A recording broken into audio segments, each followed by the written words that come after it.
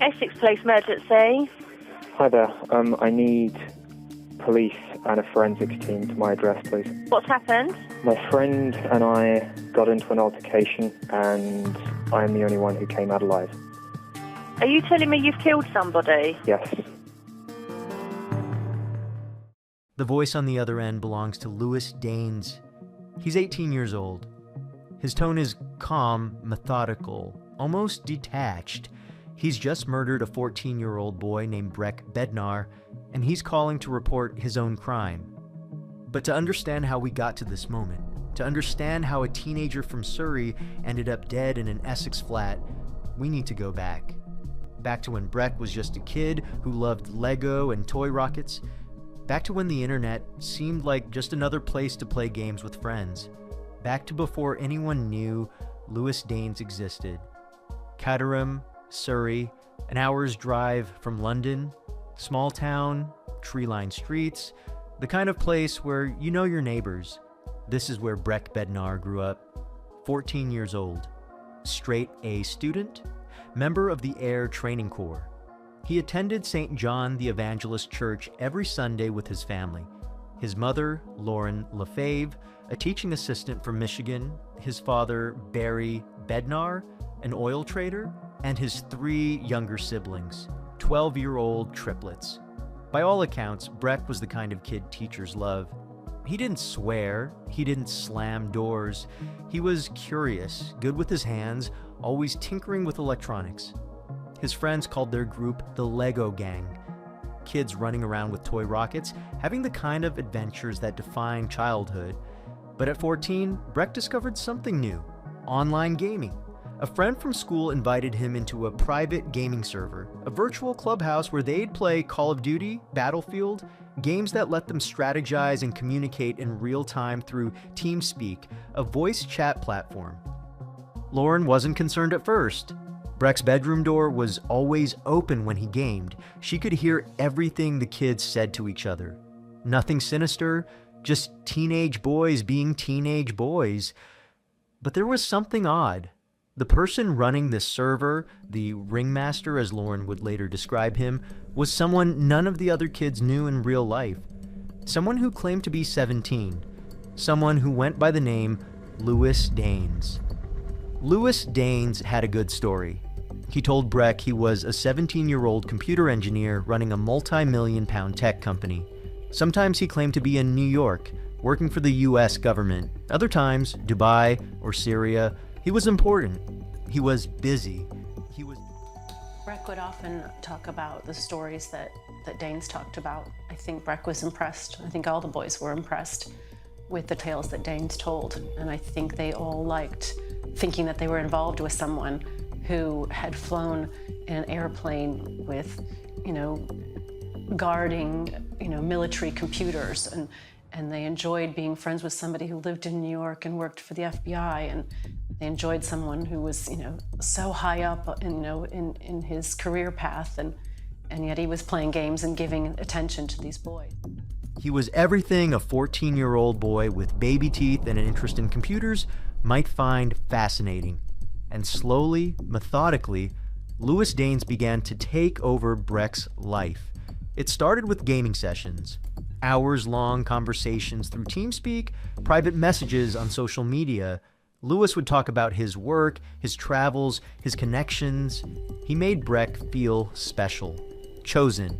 Lewis says, "I don't need to finish school," Breck told his mother one day. "He can get me a Microsoft apprenticeship when I turn 16.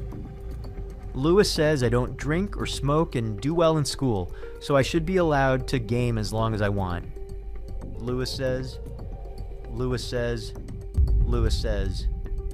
Lauren watched her son change. The studious boy who never complained stopped doing his homework, stopped doing chores. Getting him offline became a battle. "I tell Breck to get offline," Lauren recalled, and he'd literally have Daines' voice in his earphones telling him not to listen. I noticed Breck's personality changing in the summer. He stopped being easy about doing the things that I asked him. He would question them. Breck would be really sullen, Like, he just didn't want to be hanging out with the family. He'd much rather be back in his room on his computer. There was something else, too. Whenever Lauren walked into Breck's room while he was gaming, Lewis would immediately start chatting her up. Friendly, polite, playing the part of a good kid. Lauren would ask him why he wasn't out with friends on a Friday night. Lewis claimed he was too tired from work.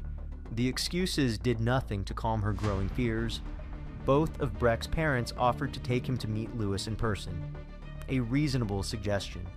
A safe way to verify who this person actually was. But Lewis always had a reason he couldn't meet. Too busy? Important deadlines? Government work? Something was wrong. Lauren knew it. In December 2013, Lauren Lefave did something many parents in her situation might not have thought to do. She called the police.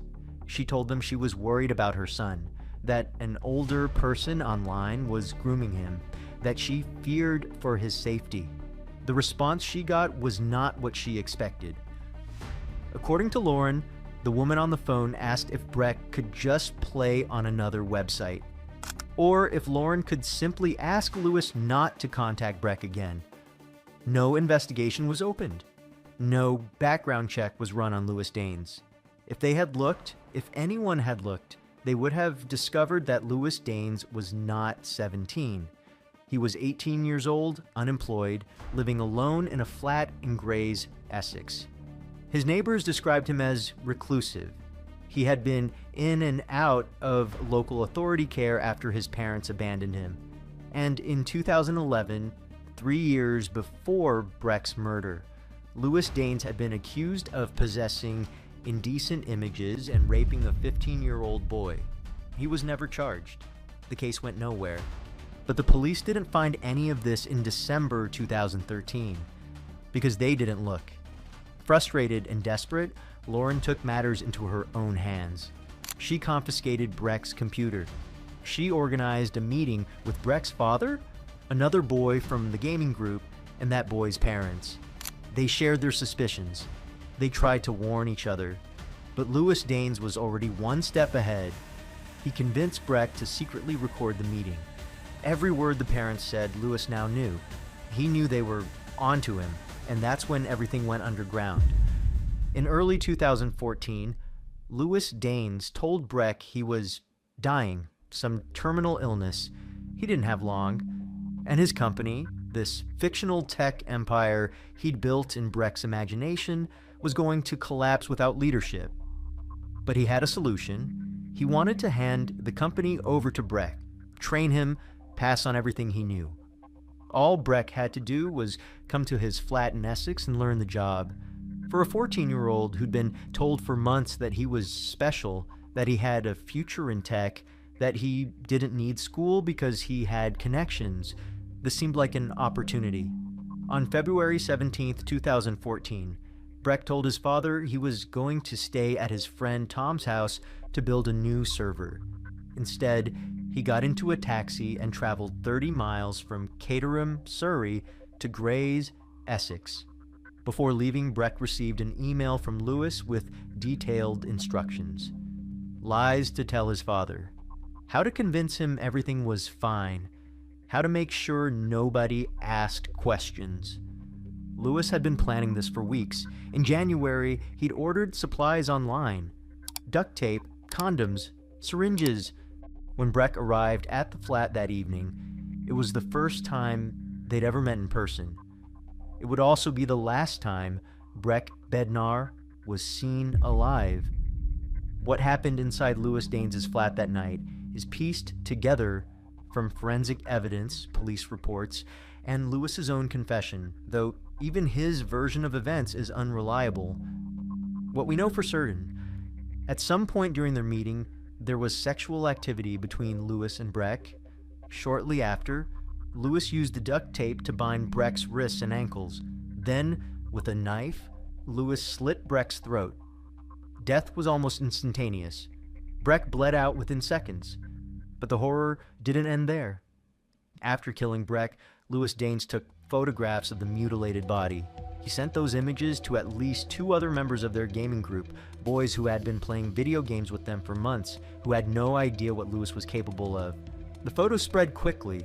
By the time police were informing Breck's father of his son's murder, 12-year-old Sebastian, one of Breck's triplet siblings, received a text from a friend. "Is it true about your brother? If it's true, it's so sad." Lewis showered, changed his clothes, submerged his computer equipment in water to destroy evidence, threw Breck's clothes in the trash outside the flat. Then he called 999. My friend came to stay the night with me yesterday, feeling very down, feeling suicidal. And I woke up this morning, he was in a mess. I tried to calm him down. I hugged him, then said that I was there for him. He shrugged me off. You're telling me he is definitely dead? Yes, I'm telling you, he's definitely dead. Lewis's story to the operator was carefully constructed. Breck had tried to take his own life. Lewis tried to stop him. There was a struggle. The knife, an accident. When officers arrived at the scene, they found Breck's body in Lewis's bedroom. The duct tape, the destroyed computers, the staged scene. It took less than a day for the story to unravel. The forensic evidence told a different story. The premeditated purchases, the binding, the sexual assault, the photographs sent to others online. This wasn't a tragedy. This wasn't an accident. This was murder with sexual and sadistic intent. On January 12th, 2015, Lewis Daines stood in Chelmsford Crown Court. For months, he had maintained his innocence. He had lawyers arguing that he had Asperger's syndrome, that it affected his judgment, that there wasn't enough evidence of premeditation. But moments before the trial was set to begin, Lewis Daines changed his plea. Guilty. Prosecutor Richard Whittam laid out the case. The grooming, the manipulation, the planning. How Lewis systematically isolated Breck from his family, how he purchased tools of restraint and assault weeks in advance, how he sent detailed instructions to ensure Breck would arrive without suspicion. The prosecution case, Whittam told the court, was that at the time of his murder, Breck was aged 14. The law makes specific provision for the murder of a child involving sexual or sadistic motivation. Crown Prosecutor Jenny Hopkins added, Lewis Daines, even though he was only 18 when he committed Breck's murder, was a controlling and manipulative individual who carefully planned this crime. The degree of planning and manipulation is shocking. When you consider the young ages of perpetrator and victim, it stands out as one of the most cruel, violent, and unusual cases we have dealt with. Justice Cox sentenced Lewis Daines to life in prison with a minimum term of 25 years. He will be 44 years old before he's eligible for parole. After the trial, investigations into police conduct revealed catastrophic failures. The Independent Police Complaints Commission found that Surrey police had mishandled Lauren Lafab's December 2013 call. They failed to investigate. They failed to recognize grooming. They failed to protect a child who was in active danger. In March 2016, the family reached a settlement with Surrey police. The department issued an apology and paid an undisclosed sum in compensation. But no amount of money brings back a child. If you enjoyed watching, please subscribe.